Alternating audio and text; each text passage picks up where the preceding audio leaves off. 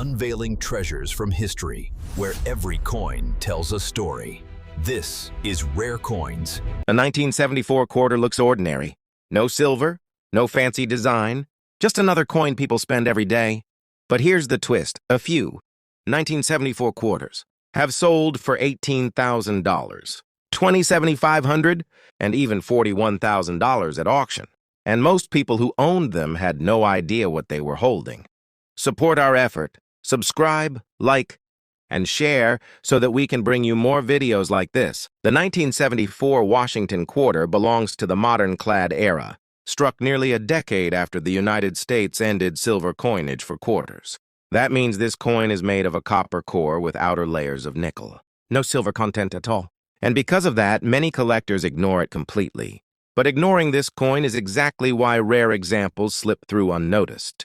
The U.S. Mint struck 1974. Quarters at two locations. Philadelphia with no mint mark, and Denver with a small D mint mark. Together, they produced over 1.4 billion coins, which sounds enormous. And it is. That's why most circulated 1974 quarters are worth face value. But mintage numbers don't tell the full story.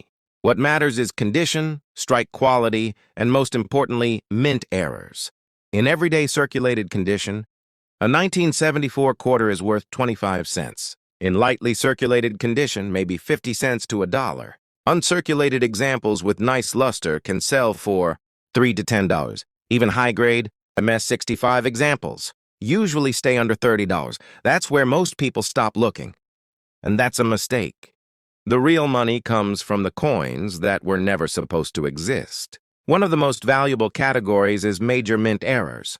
A 1974 quarter struck off-center by 40% or more, while still showing the full date, can sell for $2,000 to $6,000, but that's just the entry level. Some dramatic off-metal errors have crossed into five-figure territory. A genuine 1974 quarter struck on the wrong planchet, especially a silver or foreign planchet, is extremely rare. One authenticated example struck on a silver planchet sold for $18.00.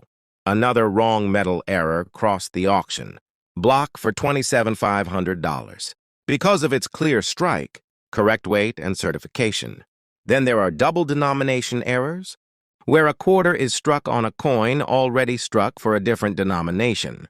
These are spectacular and instantly recognizable. A confirmed double denomination 1974. Quarter sold for $41,000 because it combined rarity, visual impact, and flawless authentication. Collectors also search aggressively for major doubled dies.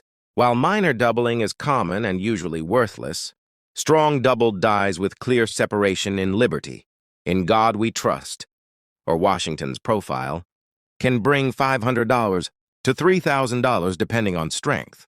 If the doubling is dramatic and verified, prices climb quickly. Another overlooked category is broad strikes and misaligned dies. A broad struck 1974, quarter with full detail, but no rim can sell for $300 to $1, $200. A severe misaligned die strike, especially if the reverse is rotated or partially missing, can push past $2,000. Now let's talk about condition rarity, because this is where most collectors underestimate the coin. While millions of 1974 quarters survive, very few exist in MS-67 or MS-68 condition. These coins require flawless surfaces, booming luster, and razor-sharp strikes. Even tiny marks can knock the grade down. A certified MS-67 1974 quarter has sold for $6,500, and while MS-68 examples are extremely rare, one nearly perfect specimen reached $11,200 at auction. These are not error coins, just incredibly well-preserved, examples that survived decades without damage. The reason these coins are so rare in top condition is simple. Quarters were heavily used. They bounced through vending machines, parking meters, and cash registers for decades. Nobody saved rolls of 1974 quarters the way they saved silver coins. That's why pristine survivors are so scarce. If you want to check a 1974 quarter yourself, start with the edge. It should show a clear copper core. Then inspect the surfaces under strong light. Look for doubling, strange thickness, missing rims, off-center designs, or unusual weight. A normal clad quarter weighs about 5.67 grams. Anything significantly lighter or heavier deserves attention. Also pay close attention to the strike.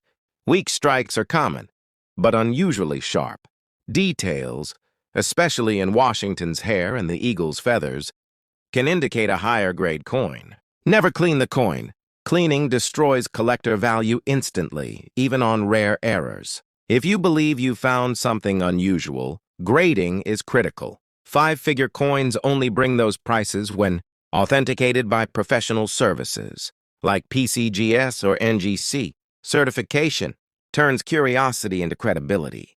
When it comes to selling, common uncirculated examples do fine on eBay or Facebook collector groups. But rare errors and high-grade coins belong at major auction houses like Heritage Auctions, Stacksbauer's, or Great Collections.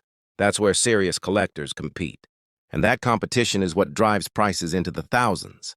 So the next time you see a 1974 quarter, don't dismiss it. Most are ordinary, but a few are anything but. And one rare error or top-grade survivor could turn a pocket change coin into a five-figure surprise. Support our effort. Subscribe, like, and share so that we can bring you more videos like this.